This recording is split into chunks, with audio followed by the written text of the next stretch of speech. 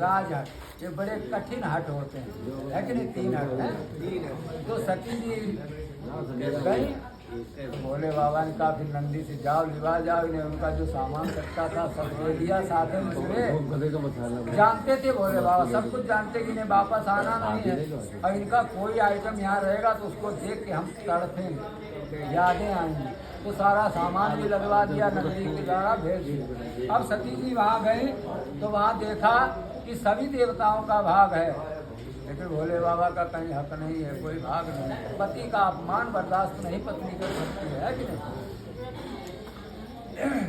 तो सती जी को क्रोध आया।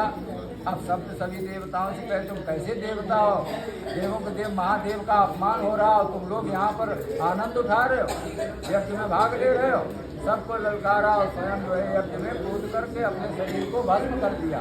तो ऐसा समय न आए कभी। यदि मायके वालों से प्रेम व्यवहार है तो ठीक है, अगर थोड़ा अनुमन विरोध है तो बिना बुलाए और पति की बिना आज्ञा के नहीं जाना चाहिए मायके, ठीक है।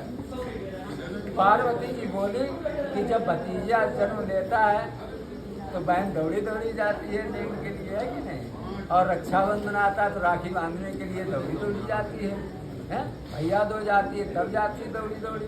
तो बोले अगर विरोध नहीं है तो कोई दिक्कत नहीं, आना जाना व्यवहार अच्छा है, रिश्ता चलना चाहिए, मधुर रिश्ता होना चाहिए, इसीलिए मधुपर्क कराया गया, है कि नहीं? तो ये तीसरा वचन, ठीक। चौथा वचन राजद्वारे, अगर 4 बर्तन है तो आवाज आती जरूर है, पति पत्नी घर में है तो छोटी मोटी बातें हुआ करती, तो दोनों को बर्दाश्त करना, उनको क्रोध आए तुम शांत हो जाओ, तुमको क्रोध आ जाए तो वो शांत हो जाए, तभी जीवन की गाड़ी चल सकती है कि नहीं? ये नहीं कि जरा सी बात हुई फोन मायके हिला दिया और मायके वाले आ गए, विवाद खड़ा हो गया। पहले राजद्वारे जाती थी पंचायत होने राजाओं के यहाँ, अब कोर्ट कचहरी जाती, तो ये नहीं होना चाहिए, ठीक है।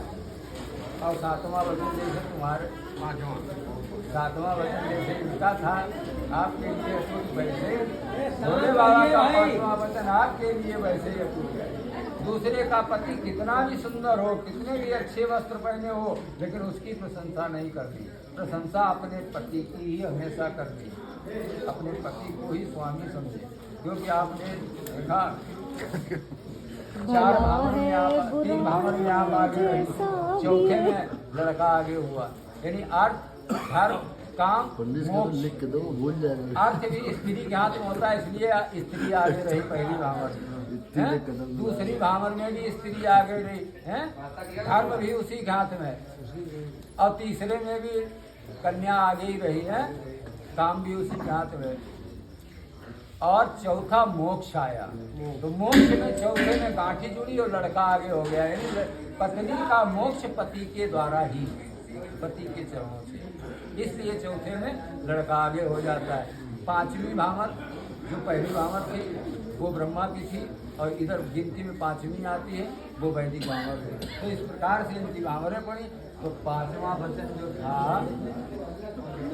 ध्यान रखना, इनकी प्रशंसा करनी, चाहे फटे पुराने कपड़े पहने, क्योंकि ये जोड़ा जब बनता है, जब माँ के गर्भ में बच्चा आता है, तभी ब्रह्मा जो है उसका वर कहीं जन्म दे देता है, कन्या कहीं जन्म लेती है, और दोनों का लिख जाता है कि उसके साथ ही तुम्हारा पाणी ग्रहण संस्कार होना है।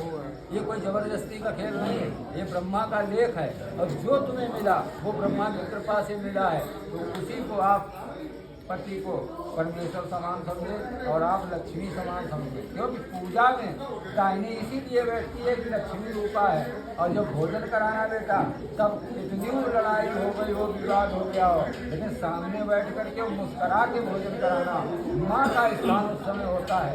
और जब घर में सोओगी रहोगी तो बाईं तरफ रहोगे पति के, है तब पत्नी का स्थान। स्त्री के 3 स्थान होते हैं जीवन में, आ रहे समझ में 5